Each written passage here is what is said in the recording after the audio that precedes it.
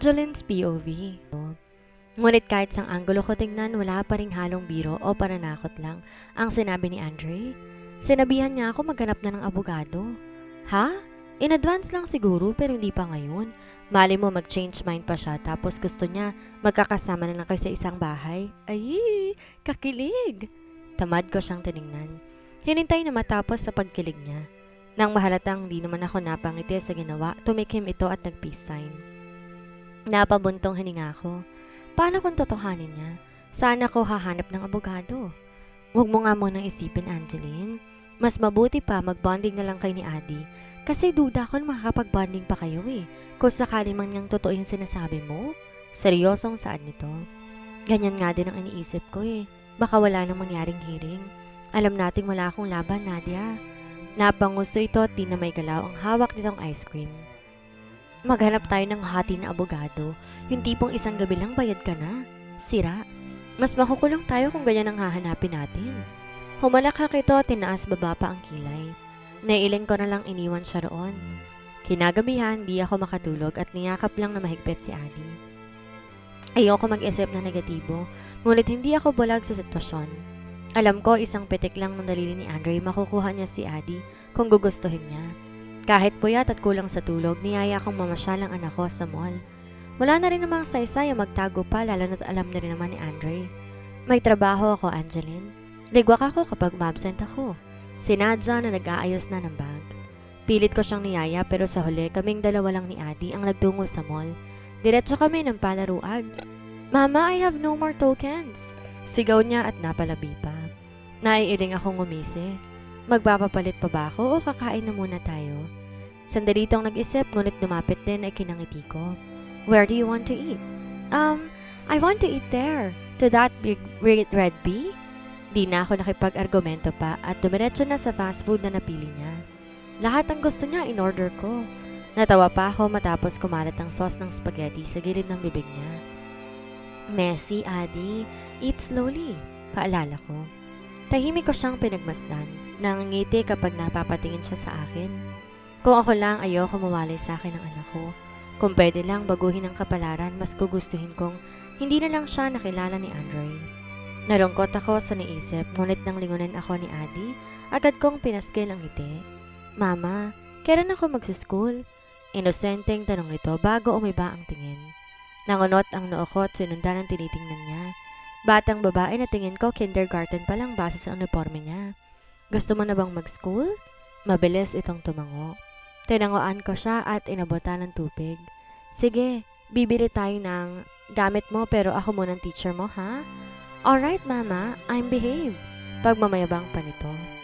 Dumiretso na nga kami sa bookstore pagkatapos kumain. Hawak ko ang tray habang si Adi namimili ng notebook, pangkulay at kung ano pang matipuhan niyang bilhin. Are this enough, Mama? Nilingon ko ang basket na napangiwi. Sobra na, baby. Balik ko ang iba, ha? Nakakaintindi itong tumango. Tahimik na humawak sa damit ko habang binabalik naman ang ibang gamit sa bawat estante. Mama, I want a book. Mahinang request nito. Nilingon nito ang lalagyan ng mga libro. Napangiti ako at walang pagdadalawang isip, hinila siya patungo roon. Masusi siyang naghanap ng librong gusto niya. Pinagtitinginan pa siya ng iba kung kaya't nahihiya ito ng bahagya. Ang cute niya. Magkaiba ang mga mata. Di mapigil ang bigkas ng babae sa gilid ko. Saan niya po nakuha? Karagdagang tanong nito. Hinarap ko siya at maliit na ngumiti. Inborn, mana sa tatay. Ganyan din ang tatay niya. Paliwanag ko rito. Ang gwapo niya sa mga mata niya pero sigurado mabubuli siya sa school. Hindi kasi normal yun eh, baka tampulan siya ng tukso. Hindi ko tuloy mapigilan ang mag-alala para sa anak ko. Simple na lang ako ngumiti sa babae at binalikan ng tingin si Adi. Ngunit talagang binugso na ng kaba ang puso ko matapos hindi siya makita sa harapan. Naalarma ako at napabilis ng lakad. Sinuhid ng tingin ang area ngunit hindi ko siya makita. Adi, simpleng tawag ko. Naglakad-lakad pa ako ngunit natigilan matapos marinig ang mga hikbi niya sa bandang dulo. Anak? Napabilis ang lakad ko patungo dito. Nagsalubong ang kilay ko at umusbong ang galit ko matapos makita pinapagalitan siya ng isang babae. This is not a playground, kiddo. Stick to your mom's skirt and do not run everywhere. Look what you've done to my dress. It's a mess. Di ko pinansin ang litanya nito o ang itsura. Ang focus ko na kay Adi na umiiyak at nakaluhod sa sehig. Adi! Tinakbo kong distansya at agad sang inayos ng tayo. Sinuri ang buong katawan niya at pinanasan ng luha at agad na niyakap. Mama, she's bad. Sumbong pa nito sa akin. Ngayon pa ako masama? My gosh, next time miss, wag ka mag-anak kung di mo kayang alagaan. Irritableng sigaw nito. Pumikit naman ako na mariin. Pinilit kong kalmahin ang aking sarili. Ayokong mag-eskandalo kaya't hanggat maaari gusto ko magpasensya. Huminga ako ng malalim bago hinarap ang babae. Ngunit pareho kaming natigilan at natulos sa kinatatayuan nang makilalang isa't isa. Angeline? Di siguradong tanong niya. Napirmi ko ang labit ang kaninang galit unti-unting nabuhay matapos maalalang dahilan sila ng paghihirap sa buhay ko. Zebby, malamig kong bigkas sa pangalan niya. Tumaas ang kilay niya at pinasadahan ako ng tingin. Same cheap, Angeline. Nothing's changed. Ngumisi siya at tinuro naman si Adi. Is this your cheap son? Ngunit hindi niya na ituloy ang sasabihin manang mag-angat ng tingin sa kanya si Adi. Rumihistro ang gulat sa mukha niya at naapawang ang labi bago napaatras. Is he Andre's son? Nanginig ang kamay nitong tinuro si Adi. Walang emosyon ko siyang tiningnan. Hindi ko nahayaang manipulahin pa nila akong mali. You did not abort him? Imbes matakot, kinunutan ko siya ng noo at pinasadahan ng tingin. And so, di makapaniwalang inulit niya. And so, may I remind you that mommy paid you to abort your baby, and now I'm seeing the child whom in the first place should be gone? Shut up! Di ikaw ang gumawa sa anak ko, kaya wala kang karapatang pagdesisyonan ang gagawin ko sa buhay ko. Di ko mapigil ng sigaw. Wala akong pake kahit maraming makarinig. Anak ko nang usapan dito. Makakarating to kay mommy. You betrayed us. We will make sure that the old Montero will not accept you. Go! Gawin mo ang gusto mo. I don't care anymore. Don't worry, after I find a good job, I will slap the money back to your face. Mas matapang kong sagot. How dare you? Nanggagaliiting bigkas niya. Inanda ko ang sarili na makitang susugod siya. Mabilis ko ring tinago sa likuran ko si Adi. Handa akong saluhin ang sampal niya pero may nauna na sa akin. Napakurap ako at agad nilingon ang matipunong kamay. Andre? Mahinang bigkas ko. Di ako nito nilingon. Andre! Kabadong bigkas naman ni Zebby. Kita kong pag-igting ng panga ni Andre. Pabagsak ding binitawan ng pala ni Zebby. Who told you to slap her? I didn't mean to. She just provoked me. Ako sa nito sa akin. Inip ko siyang tinignan. Inirapan at tinalikuran. Hinanap ko na lang si Adi na muling lumuluha. Shh, baby, it's alright. Don't be afraid, ha? Hindi ko na pinansin pa si Zebby na binabaliktad ng sitwasyon. Hinayaan ko si Andre ang kumausap sa kanya. Alam kong gusto niya dati si Zebby kaya wala akong pakialam kung ano ang gagawin niya sa dalaga. Basta't wag lang idadamay ang anak ko. Enough, Zebby. Another lie. You scared my son? Kapag ka nangyari pa ulit to, I swear, your company will go deep in the ground. Malamig nitong banta na nakapagpatigil sa babae. But Andre? Kaya lang di na daw pinansin pa ni Andre. Agad niyang kinuha sa bisig ko si Adi. Maging ang basket binitbit niya at walang pasabi, dumiretso sa cashier. Hindi dahil may anak ka sa kanya, hindi ibig sabihin. Magkakatuluyan na kayo, Angeline? Malalaman to ni mommy. Muling banta nito. Tamad ko siyang sinulyapan. Oh, I'm scared. You can have Andre all you want. That is much better. Pabalang kong sagot. Ninisihan ko siya matapos makitang napirmi ang labi nito. Di ko na siya muling binalingan ng tingin at sumunod na lamang kay Andre. Tahimik ako sa gilid habang nag-uusap naman sila ni Adi. Next time, don't be scared, buddy. You are a Montero. Ikaw ang kinatatakutan at hindi ikaw ang dapat na matakot. Paalala nito sa bata. Tinitigan siya ni Adi na tila hindi maintindihan ang ibig nitong sabihin. What I mean is that no one has the right to hurt you. No one should hate you. If they shout at you, beat them up. Gusto kong umirap sa turo nito ngunit humalakip-kip na lamang ako sa tabi. But that's bad po. I don't want any fight. It's okay. Let's do it this way. If someone insults you or does bad things to you, call me ASAP, alright? Nilahad pang palad na agad namang hinay-five ni Adi. Alright, Mama will worry no more. I now have a savior, my Superman. Masigla tong umaktong superhero na kinangisi naman ng isa. Right, Adi. If someone messes up with you or with your mama, tell me at ako ang makakaharap nila. Matatag nitong pangako na nakapagpahulog sa puso ko. Gusto kong maniwala sa pangakong yon, ngunit alam kong siya ang tunay na kalaban ko rito. Siya ang dapat na iwasan. Can you promise that, buddy? Do not hesitate to call if things go wrong. Masuyong paalala pa nito. Yes, I can promise that. Daddy? Nahihiyang bigkas ni Adi na siyang nagpa-estatwa kay Andre.